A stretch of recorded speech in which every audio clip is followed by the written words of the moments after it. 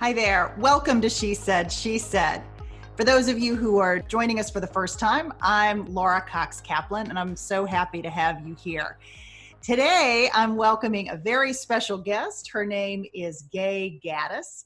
Gay is a trailblazer in the world of advertising and marketing. She's the founder of an Austin-based company called T3.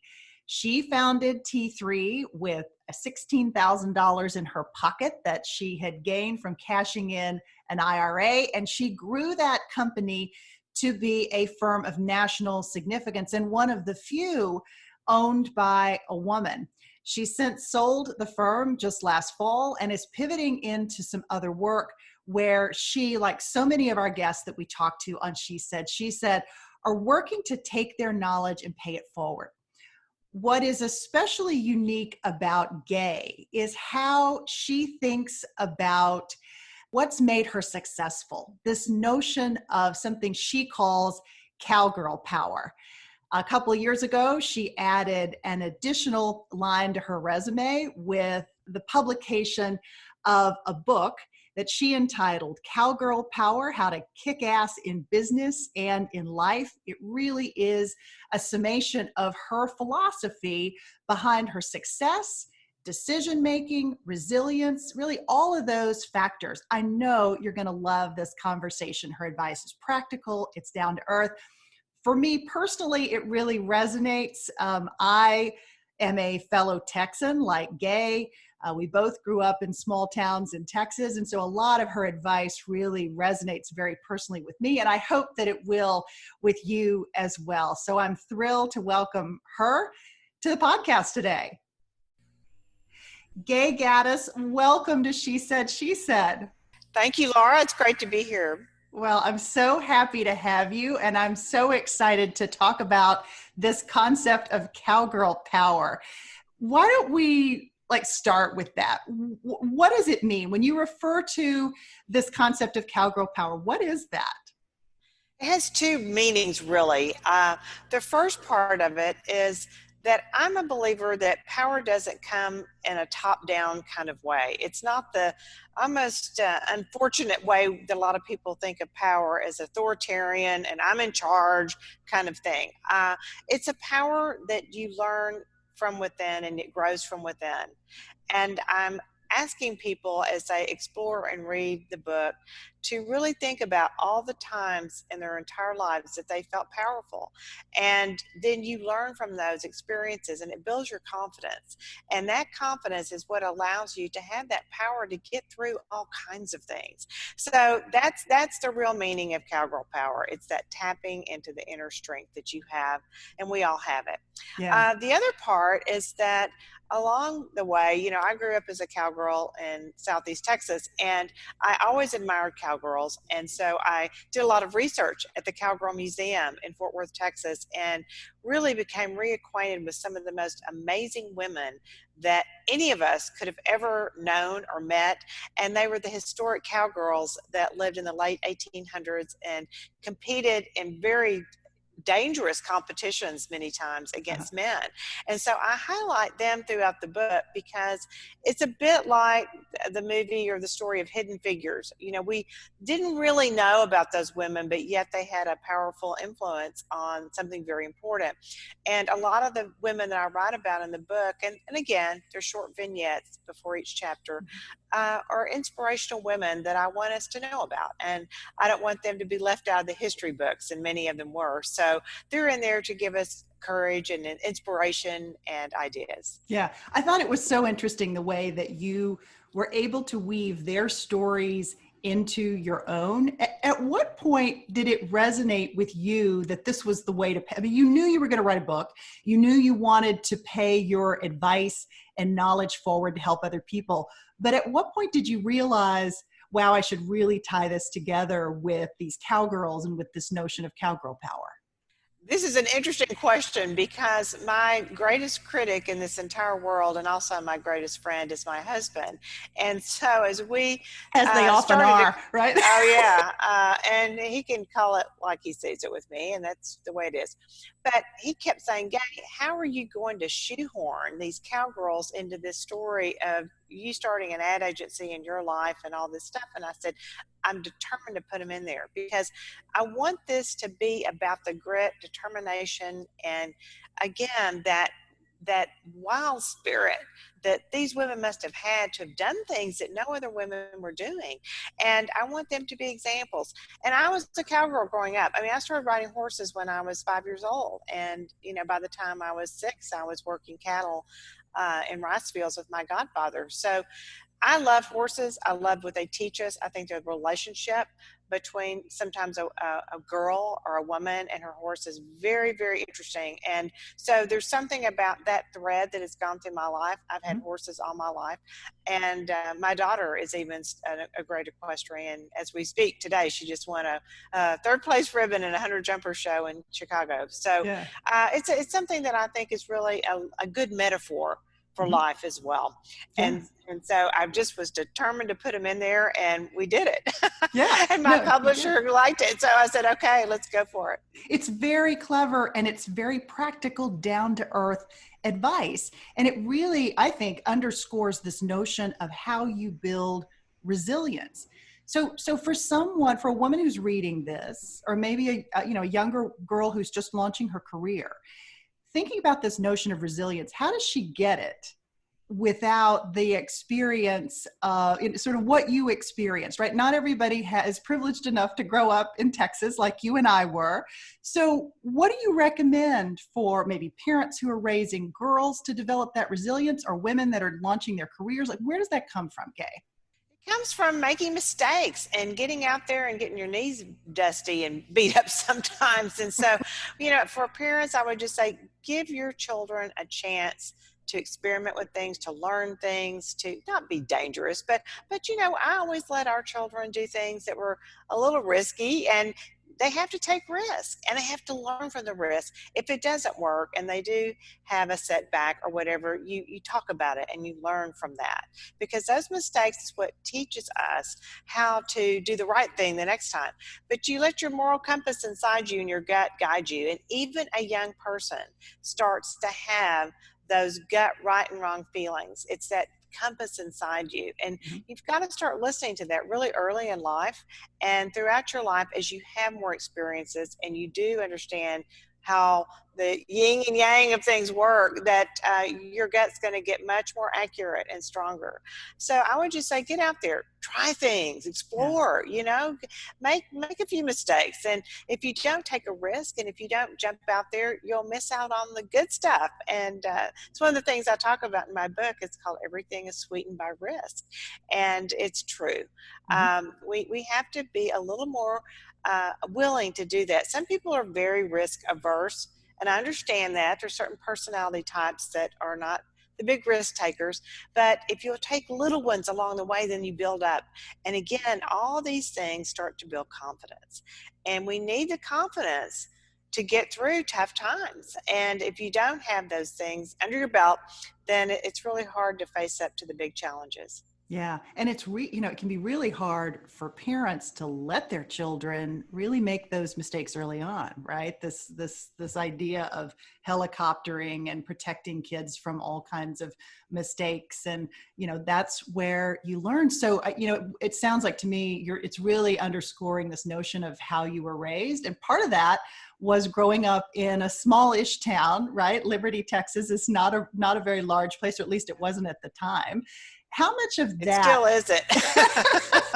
How much of that informs your experience, and sort of what have you taken away from growing up in a small town? What did it mean to you?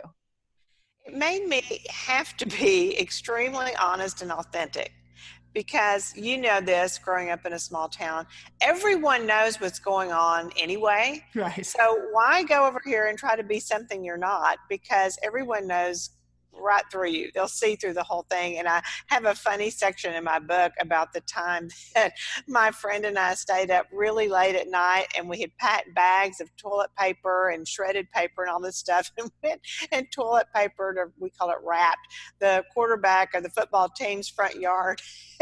Came back, and we thought we were so sneaky and stealth that we had done this at 3 a.m. It was already being talked about at Lael's Diner the next morning as they poured the first cup of coffee because someone in the neighborhood had seen us looking out the window at 3 a.m. I guess had insomnia. But yeah, so you don't get by with much in a small town. And it really taught me that, guess what? You got to be true to who you are, and you got to tell the truth and be honest, and just because you'll be smoked out at some point. And it really served me well through my life, because I'm just kind of trying to be who I am and tell it like it is. Yeah, yeah. Let's talk about parlaying this wisdom into business. You started out in advertising and then fairly quickly, I think, pivoted to deciding that you needed to start your own firm. Maybe tell me a little bit about that story, how you got your start and how you decided to start T3. Well, I did work for some other companies, and I got a lot of wisdom and knowledge from that. So anyone who's out there who wants to be an entrepreneur or start your company, I could say, if you've got the great idea, go do it now. But sometimes it's good to learn from other people, because you'll learn the good things and you'll learn the mistakes. And so it helps you, again, to build that confidence and know that you can do something. But in 1989, we were faced with a very difficult economy. Not quite like what we've seen recently, but it was very bad. And so Texas was particularly hit. The company I was working for lost a lot of clients, and our budgets were reduced drastically. So I wrote a business plan to turn the company around. And I thought it was great, but I made a fatal mistake, and that was that I did not bring the president of the company along with me. So note to everyone, if you're going to make change and you're going to be the agent of change in an organization, you got to bring the right people along, because you'll meet with resistance if you don't.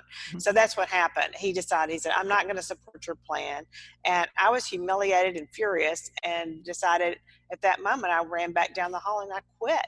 And I didn't even know what I was going to do, Laura. I didn't have a plan. I just knew I couldn't stay.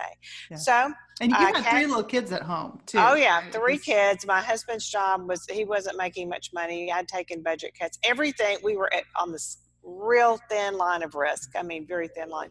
But I decided, you know what? I believe in my plan, and I'm going to go do this.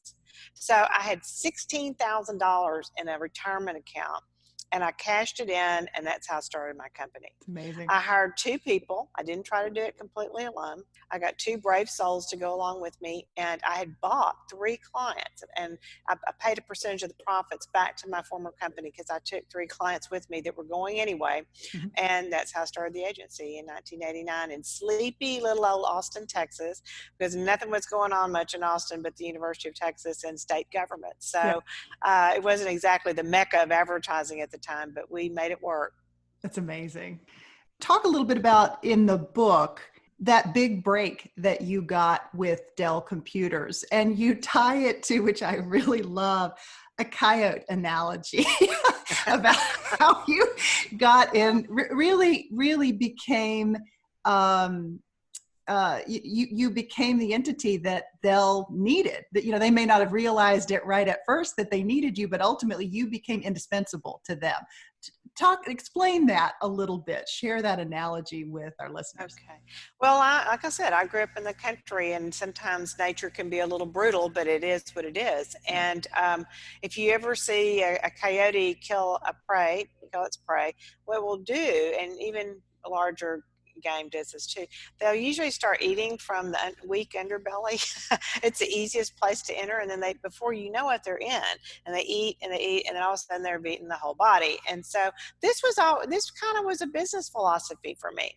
You know, being small and not being this big mega agency, we couldn't go in and have a frontal attack, you know, on a major corporation and say, hey, hire us. So what we would do, and the Dell story is just like this, what we would do is we would somehow make a connection, get in, and say, let us solve one of your problems. Let us solve this small problem.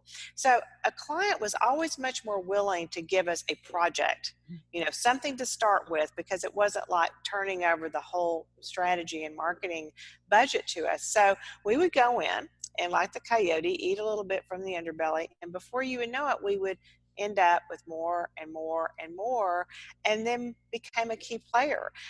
This happened to us over and over again, and Dell was a perfect example of that. They were about the only thing going in Austin that was really home based in Austin at the time my company was just starting to take off. And so that relationship changed us forever. We learned, because I'll never forget the day that I was sitting in a meeting, and it was around the very early part of 1994, and Michael Dell walked into a meeting that I was in, and he said, "We're going to start selling on the internet because it perfectly fits our direct model." And he was right, it did. We learned how to do it with Dell. I mean, lockstep together. The teams came into projects, and we learned how to tap this thing called the internet. Mm-hmm. That became our Trojan horse from then on, because I could go into other companies and say, here's a proven result and a way that we can help increase your sales and get you closer to your customers through these types of activities. Mm-hmm. And they were all online, digital based. And it was something that a lot of agencies weren't willing to do and didn't have the knowledge around. And we did. So, even big agencies sometimes would partner with us because they knew that we could power that internet piece of it. And that's what helped us grow. Yeah, And it was really transformational for your it business. absolutely was. And so many, like I said, so many agencies didn't want to do it. They called internet the same thing as what the old direct marketing agencies used to be. They just sent tons of direct mail. The major agencies called all those activities below the line. And that meant it wasn't the cool stuff, basically, because television, broadcast, the sexy, beautiful magazine spreads, those were real advertising. And what we were doing, and we still did a lot of that for our clients. We didn't give that up, but we were just fascinated with what was going on from a technology boom and where we could see that really help us measure our clients' results, because that was part of going back to my business plan. It was a very simple statement that I wanted to do incredibly award-winning work, but I wanted to be able to measure everything. The advent of the internet really blew up everything for me, because it let us measure things for the first time in a way that we'd never seen that kind of transparency and exactly what activities were getting the results that we were looking for or not. I talk about making mistakes. Well, you could learn quickly if something wasn't working, and you'd make the mid-course corrections and move on. Where in a lot of traditional advertising, you could run a campaign for months and not really know exactly where you were going with it and spend millions of dollars. But we knew within a day or two, if something we were doing was effective. Yeah, it's amazing. It's really amazing. Another pretty unique aspect, and I think you were way ahead of your time in this regard, but thinking about diversity, and not necessarily, although it includes this as well, not necessarily just diversity of race and religion, but diversity of skill set and perspective and thought and opinion. You were a person who embraced that notion very early. Why was that important, to sort of state the obvious? Yeah. Well, now everyone, that's all we talk about. But Right. For me, it was a way to build kick-ass teams. And that's what I had to do. Fortunately for me, and one of those jobs I had before starting my company, I worked with 4 guys who'd gotten their MBAs at Harvard, and we had a management consulting firm that I worked in. I learned a lot from them about really getting to know your strengths and weaknesses. So we did testing, we did assessments and all those things for our clients, as well as I went through all that myself. I got a really strong sense early on, and I was 24 years old. So it was good. I was young in my career and kind of got this stuff. So I found out what I was good at and what I wasn't. Once I started my company, I knew from the get-go that I had to surround myself with people that shored up my weaknesses. And so to do that, you have to have diverse thinking. You have to have diverse ideas. You have to have people with different skill sets.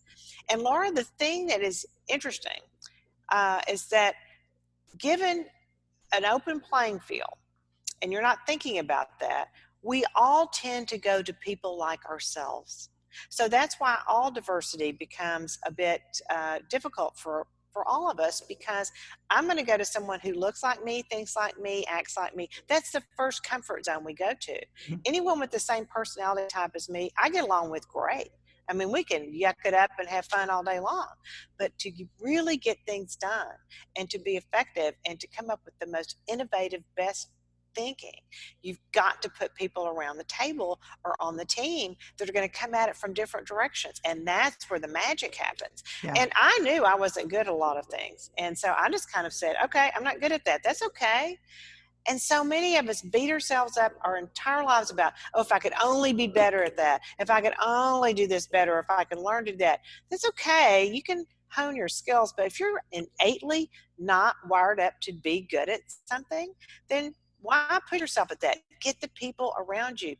And a team can be anything from family members to best friends to what I call in the book rough riders, people who will, tell you what they really think and Mhm. give you different ways of looking at things. And that's where, again, the excitement comes from. So we built kick-ass teams that way. And I was just absolutely diligent about it that, I loved giving Myers-Briggs to everybody. And, we all went through it and we all talked about it. And it was a way to make sure that we were putting people on teams that could bring different perspectives. Yeah, no, it's great advice. I want to drill into one thing that you said around this notion that you can't be good at everything. And I think sometimes we get hung up on which things to work on, which things to fix versus how much to double down on what we already do well. What's your advice for getting that balance right?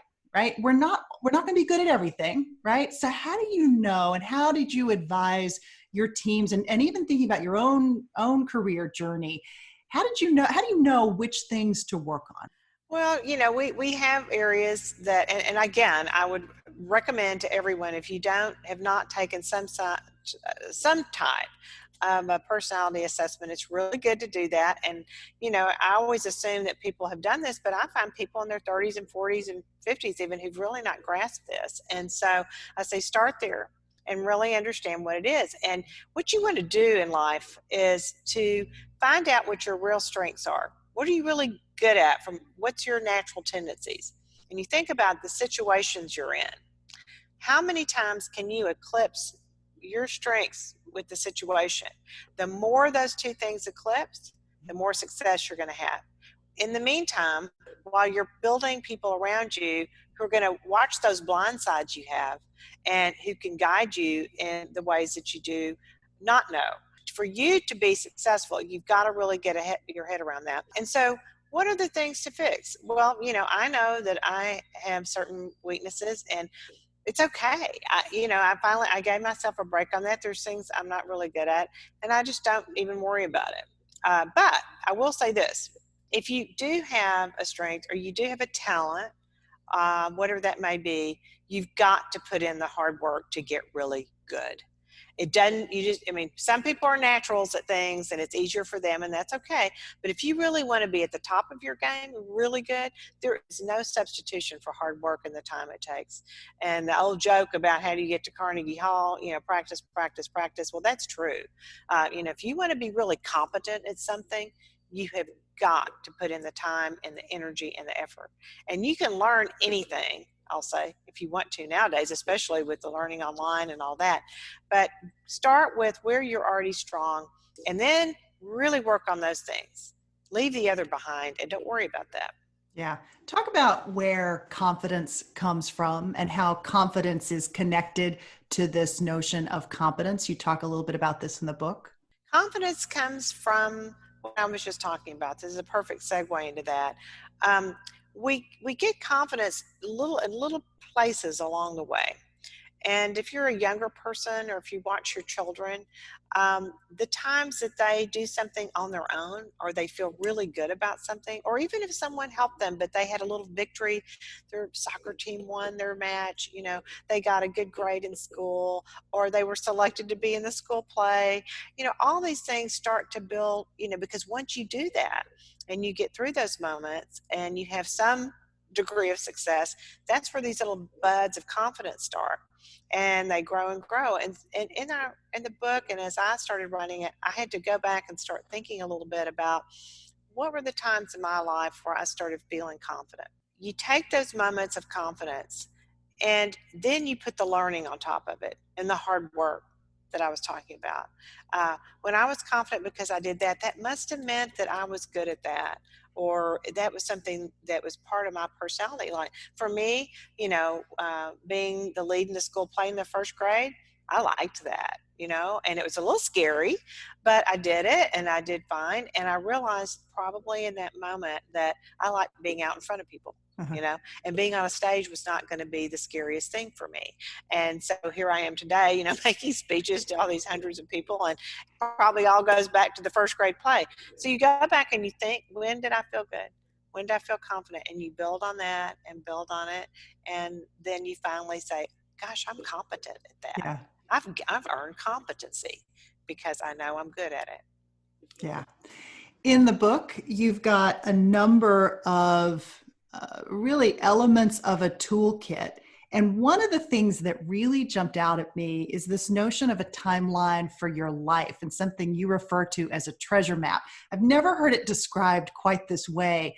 I'd love for you to talk a little bit about what that is, how you do that, and what advice you can give for people about why that matters. Because I know too, and I'd love for you to tie it back into how you grew the company based on this timeline concept as well. Yes. Timelining your life is a really important thing. And I call it a treasure map because it's like following this map along that's going to lead you to that next treasure. And we have to redo this. So I'm not suggesting that, okay, I can go timeline my life tomorrow and that done. It's something we redo over and over in our lives.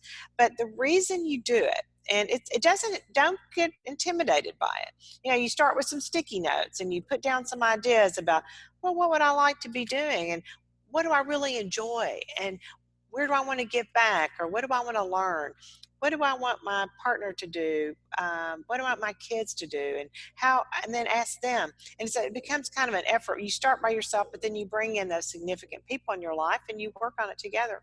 But the thing about timelining your life, if you don't do this, I guarantee if you don't write down those goals and those aspirations that you have, you won't do the things it takes to get it done.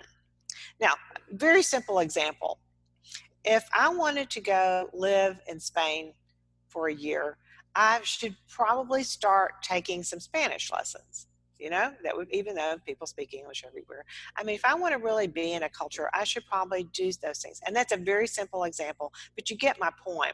If I want to do a certain thing, for me, and you bring it back to the business, if we wanted to scale and grow the business, what was that going to take?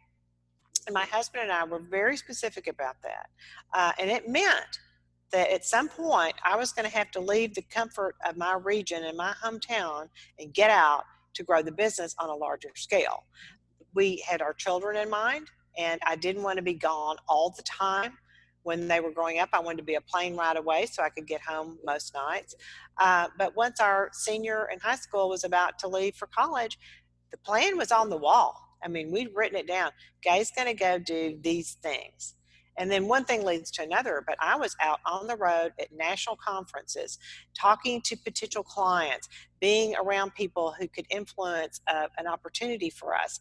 And so had we not written that down and known when that was going to happen and committed that that's what we were going to do, we would have held the company back. Mm-hmm. And I did hold it back for a while on purpose because I knew that that would mean I was going to be gone a lot. And so during those years where we were really growing the company and putting high powered, new business engine on, I was gone a whole lot.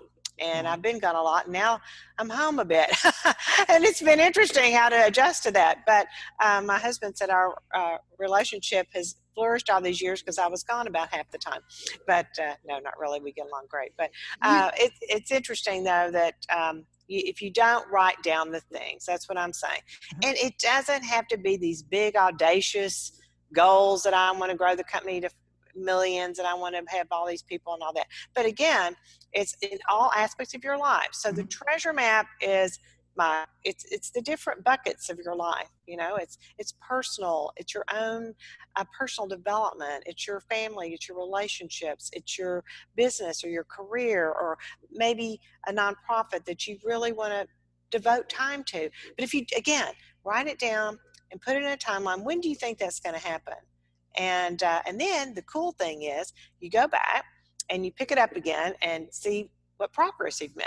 Yeah. And, oh, well, I really shouldn't have done it that way. And this is why I made this correction. But again, it's really rewarding to do this, and it's not easy. So that's why I'm just saying start off simple, just put a few things up, and then one thing will lead to another, and it starts to come together into a working document, working timeline, whatever you want to call it. Yeah, you said something that I want to pick up on. You mentioned we several times. Our treasure map. We worked on this timeline together, and you talk about in the book the importance of involving your other family members. I mean, you can start with it on a personal level, but then it's really important to make sure that you've got everybody's priorities and everybody understands what your priorities are, including your partner or your husband or your spouse, whoever that person may be. Talk about why that's important. Well, they're along the trail with you. And if they don't understand and don't buy in, and you don't consider what their goals are as Right. well, then you might be at odds with one another. And you've got to work through those things. And sometimes that leads to what I call fierce conversations, because what if I had really wanted to grow the business and wanted to do that, and my husband and my kids said, no, we don't want you to do that. We'd rather you be here, or whatever the Mm-hmm. discussion might Mm-hmm. be. And then this also translates into your team. Mm-hmm. So the teams have to have these kind of timelines, or management team too. And I always tried to bring along my management team and made sure that they were buying into where I thought we could go. And I wanted their input too. What else can we do? What are going to be the barriers? And, what opportunities are we missing here? And so it kind of goes into every place that you have relationships. But the big picture, the big treasure map is with those people who are most close to you. But again, for me, my management team was about as close as family. And I wanted to bring them with me in this journey, and wanted their input and their guidance as well. So it's how it works, for those spheres of influence that we have around us, and bringing that closer together. Yeah. You, as of last fall, actually sold the business, and you are transitioning and pivoting into other things. For those folks that are joining us on YouTube, and if you're listening to us, I hope you'll pivot over to the YouTube channel and check this out. But Gay is sitting in front of some amazing landscapes that are her own creations. So art has been also a part of your life since, you were a young girl. You got a scholarship to the University of Texas, an art scholarship. Talk a little bit about this life pivot that you've made. I want to start with the selling of the business. And was that something that was part of your plan? Was it hard to let go of that? Talk us through a little bit of that particular transition. I never built T3 to sell. And that changed the decisions we made all along the way. There are a lot of companies that are really started almost from the get-go to sell. That's the ambition and that's the goal. And so you make different financial decisions, hiring decisions, all kinds of overhead decisions, and all those things. Other companies get to a point and they have to sell. And I know a lot of people who've kind of found themselves at the end of their rope, and there's nowhere to turn, and how are they going to get out of the business? And so they get forced into a sale that's not really a good deal for them, and it's painful.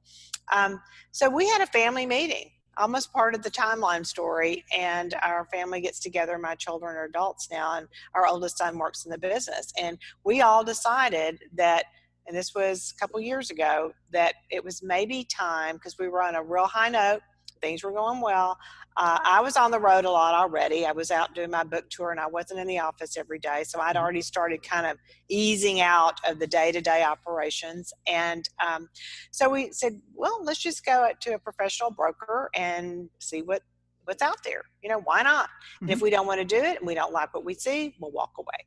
We don't have to sell. We're not desperate. We don't have to do this. And so we did. And one thing led to another, and we had a lot of interest in the company, a lot, overwhelming, because we were really, a great company, still is. And so we ended up making a deal and sold the business. It closed end of October. And in a lot of ways, it was like, that was my baby for almost 31 years. And, I've grown it from nothing to what it became. And so there was a lot of my identity, a lot of my who I cared about, the things, my clients, all those things it was a difficult thing. But I decided the best thing to do for me was to make a hard cut and not stay in, kind of a half in, half out.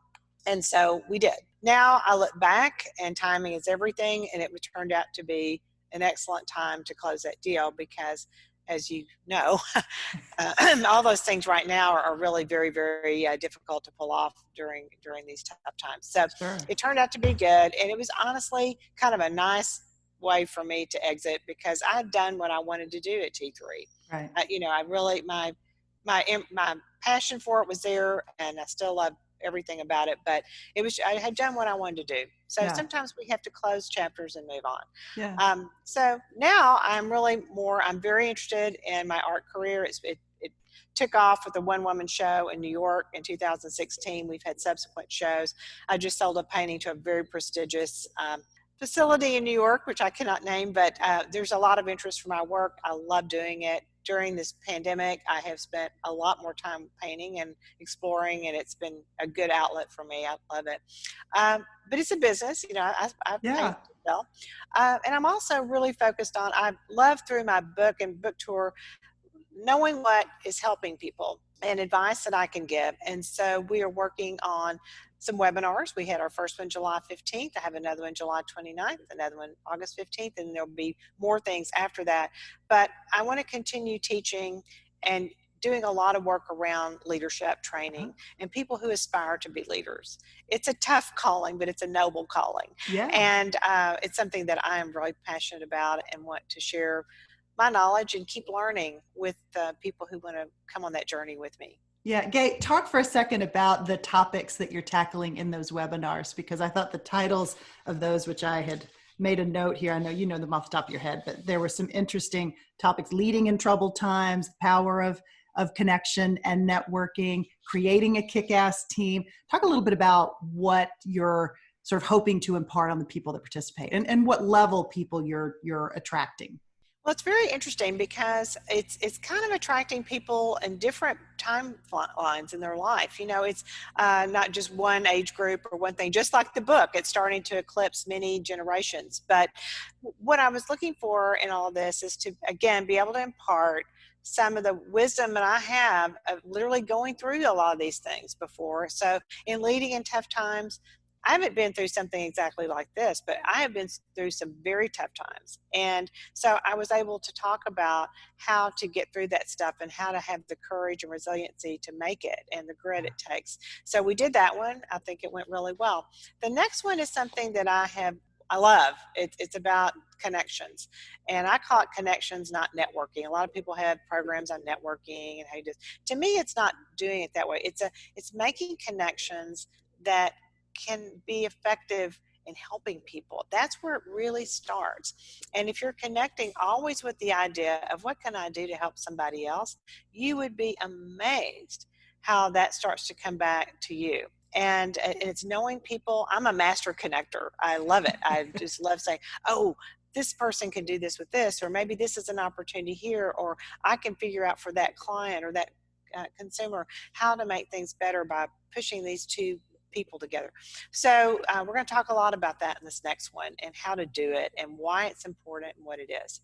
And the last one is, we've talked a little bit about this earlier, but it's how to build those kick-ass teams and why that is the nexus and the core of survival, of new business, of how it all works together to really enrich your life, enrich the companies you're in, by knowing how to put together the right people at the right time and getting teams that enjoy working together and really accomplish a lot. Because, if we all look back on our careers and lives, those are the things that I remember the most. Right. The times that we stood, in Times Square with our Dell team and had this huge launch of a campaign. I'll never forget that night, and that was all done because of a wonderful team. And I remember everyone on that team and how we worked together and who played what parts. And so it's always about, how do you build that team? Could be a small team, could be, and I'm also saying in the book, that I'm not looking to say you have to be a CEO, or you have to, start a company, or you have to be, really focused on business. There are other things we do in our lives that are very important. And for moms who stay at home and really are great moms, I think that's a wonderful calling. For a lot of people who are the backbone of our communities by volunteering and taking care of people or doing things that are not necessarily in the limelight, but they're important, very important figures to us all. Uh, those are the kinds of things too that you want to say, how do we build teams in those situations that really allow us to do our best work? Yeah, it's beautiful. It's really beautiful. I want to go back to talk a little bit about your art.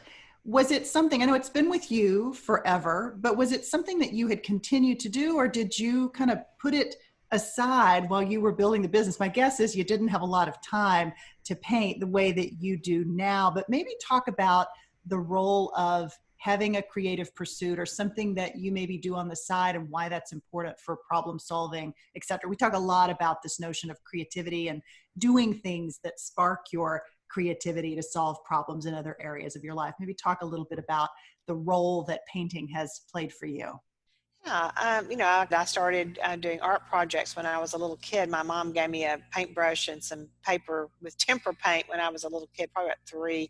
And I loved, dabbling with all that. And so one thing led to another, and I got pretty good at it and won awards in high school and all that, which did allow me to go to the University of Texas on a scholarship and major in art. I have a Bachelor of Fine Arts in studio art, which is very, very disciplined in art. I mean, it's the true art degree.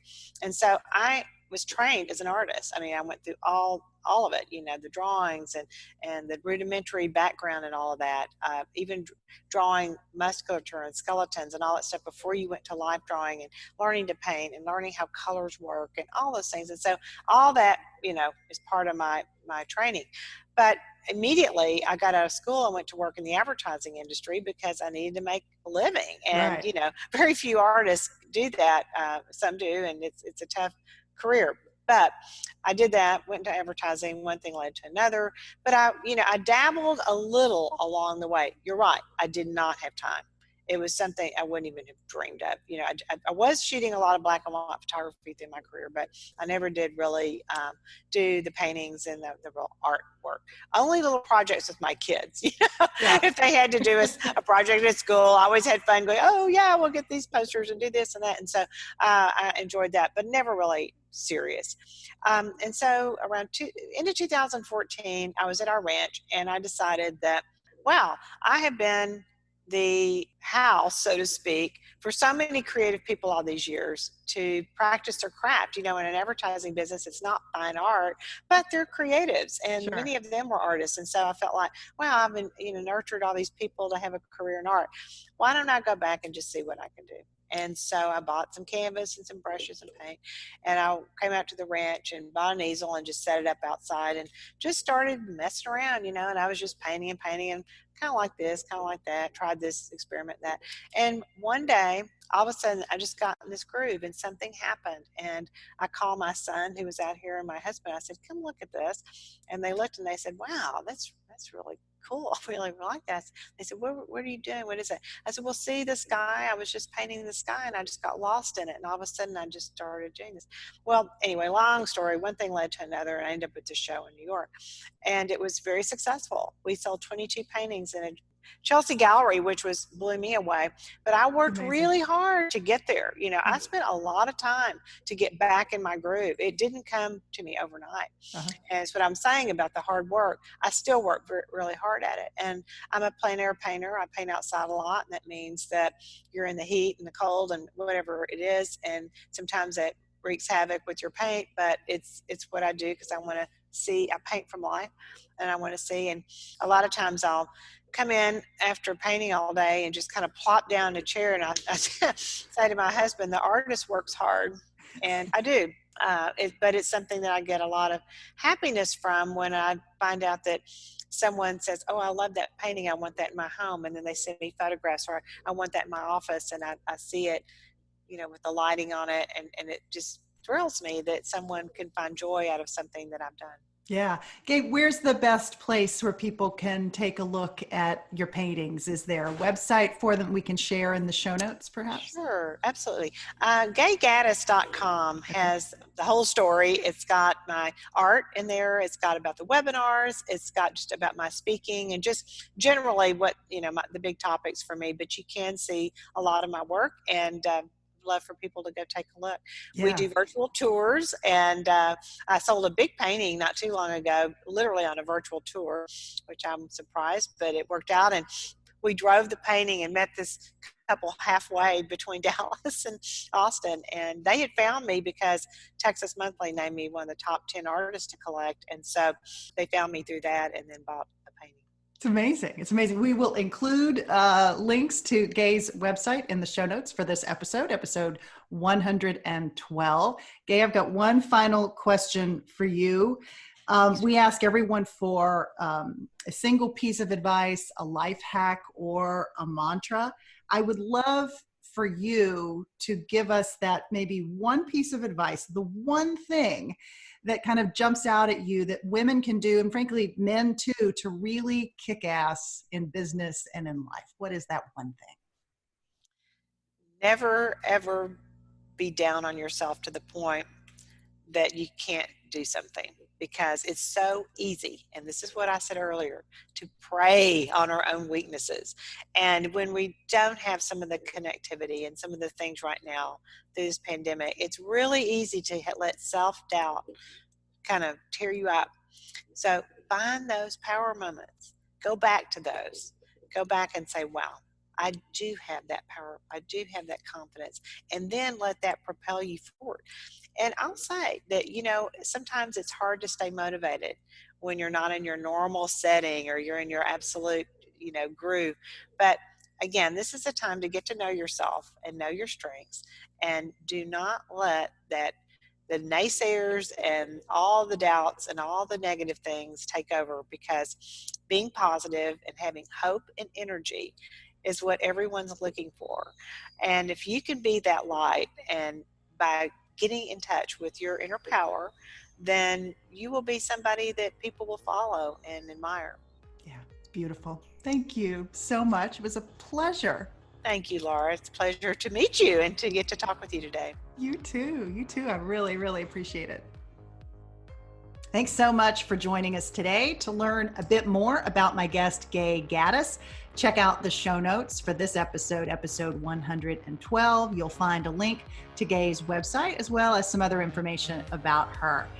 As always, I hope you're enjoying this content. With every episode, I think you'll find great insight, perspective, incredible knowledge from these women who are willing to share what they know and pay it forward to help the rest of us. Gay Gaddis is no exception. Check out her book, Cowgirl Power: How to Kick Ass in Business and in Life. Take care of yourself, and we'll see you next time.